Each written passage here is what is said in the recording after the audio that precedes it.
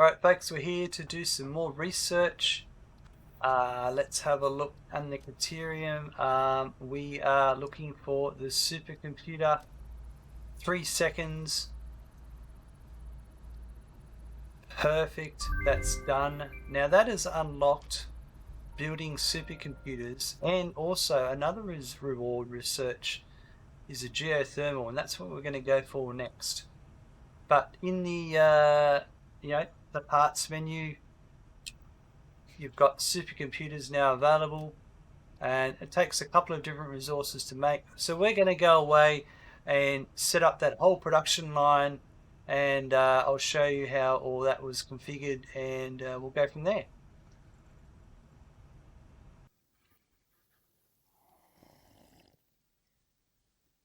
Here we are folks, our supercomputer production line.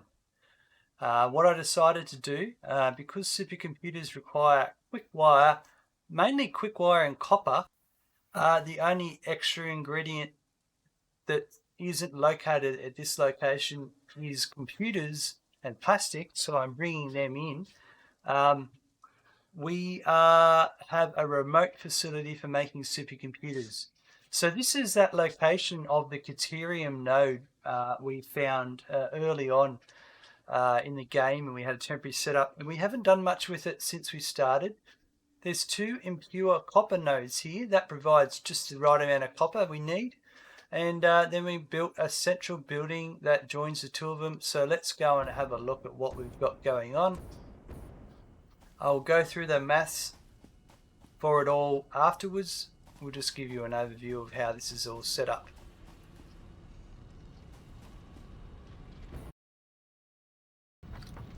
So here we have our Caterium miner. We've got 3 smelters down here, and upstairs there's another 5, and they're making the Caterium ingots. That's all working nicely. They're all, oh look, there's the belt there, kind of all working nicely. Up here we've got the Caterium, the quick wire machines. We've got 2 separate outputs for the 2 of the separate production lines that require it, and that's that Caterium building done. If we go over to the other building, I've got a network of we're going to just run through this building. Close your eyes, don't look, we'll come back to here. This is the copper building over here. This is very similar to the copper factory we've got, where I've got 2 miners down below. They're doing the amount of copper ore required.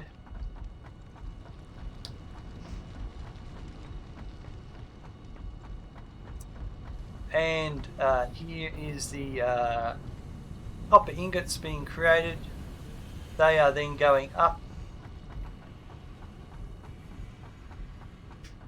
and they are being, both the different production lines are here, the wire and the copper sheet, and then they go out. The copper sheet's wrapping back up there to exit. There's 2 separate outputs of the copper sheet because there's 2 different production lines that require copper sheet. And then on the top level we just have the table being created for one of the production lines. So that's all happening. That's just all churning along nicely.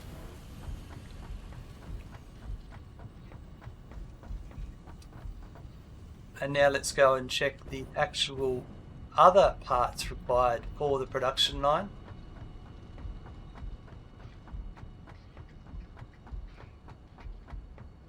Here we have the AI limiters being created, which is the copper sheet and the quick wire. Here we have circuit boards, which is copper sheet and plastic, and we'll go through how we're bringing that plastic in shortly. I have some boxes set up here with smart spinners, so when it eventually overfills, we'll have a few to collect if we need them for research or anything like that. This is the conveyor floor for the high-speed connectors manufacturers. We've got 2 manufacturers of the high-speed connectors. They need quick wire cable and circuit boards, so we're bringing those goods in that we've made. And then they go up again.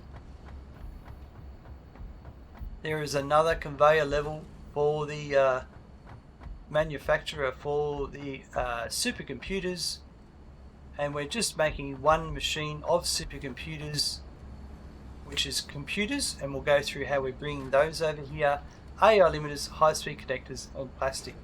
And they're all just coming in nicely. We've already made 32, which is great. Now the big question is, how am I bringing the plastic and the computers across? Let's have a look. I've decided to use truck stations, and with the truck stations I'm using the factory carts. The factory carts require no fuel to run. They will carry one unit, one stack of goods per load, and the amount of computers I require and the amount of plastic I require is so minimal, then it's not an issue. And what I've done, there's just one cart that does the computers, and there's 2 carts that do the plastic. We just go down here. It's the same as the other where we did the truck stations. You can see this one's configured for unload. You can see the lines here, all the different carts, and they're just coming in. I've actually fenced them off, and you can look, they actually are a bit, how you going sometimes, but even with my bad flying, they do self-correct themselves. And it takes a few times, so I could drive better as well and do a better turn. But bang, there you go. So even with that level of stupidity and inefficiencies, the factory is still running, and it's working nicely. So I had to make some extra plastic. Obviously, the computers I had ready to go. They've been sitting in a box, and that production line continues to make them. So there we go. That is supercomputers in a nutshell.